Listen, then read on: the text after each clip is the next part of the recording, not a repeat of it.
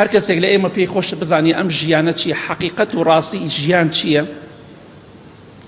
بزانێ ئەم ژیانە چەندێ بێنرخە لای خوای گەورە، بەقەد باڵی مێشولەیە قیمەت و نرخی نییە. ئەم دنیای هەر هەمووی بە هەموو شتێکیەوە. پێغەمبەری خوا فەرمێ صلی الله علیه وسلم بڕۆ تەماشا بکە ئەوانەی کە دەمرن، بڕۆ بزانە چۆن دەمرن، یاخود بیرکەرەوە لەوانەی کە لە کەسوکاری خۆت و ئازیزەکانی خۆت کە لە دەستیان ئەدەی باشە فڵان کەس ئێستا من قسەم لەگەڵا کرد چی زوو مرد، فڵان کەس تۆزێ لەمە پێش بینیم، فڵان کەس دوێنێ بینیم، فڵان کەس دوێنێ قسەم لەگەڵا کرد مرد تەوا ڕۆیشت. ئەو ژیانە بەبێ ئەوەی ئیزنت لێوەرگرن، بەبێ ئەوەی وەسێت بکەی ئەم ژیانە بەجێ دەهێڵی. بۆیە ئەوما لەبیر نەچێ. خوای گەورە دەفەرمێ كل نفس ذائقة الموت. ئەم ئاەتە چۆن تێگەین؟ هەموو نەفسێک، هەموو ڕۆح لەبەرێک، هەتا مێروولەکانیش مێشولەیش، هەموو ڕۆح لەبەرێکی گەورە و بچووک، هەر هەمویان دەبێ چێژی مردن وەرگرن. جا خوای گەورە دەفەرمێ ذائقة الموت. ئەو چێژە چۆنە؟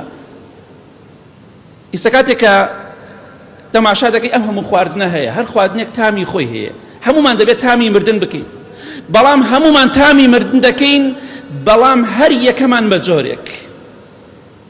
هەمومان تامی مردن دەکەین، هەمومان تامی مردن دەچێژین، بەڵام هەر کەسە و بە جۆرێکە.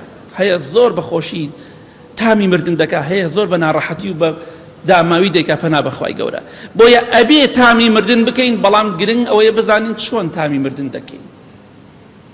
ئەگە باش بین سەرەتای هەموو خۆشیەکە بۆ ئێمە ئینشاءالله، خراپیش بین پەنا بەخوا مردن سەرەتای هەموو بەدبەختی و نەهامەتیەک.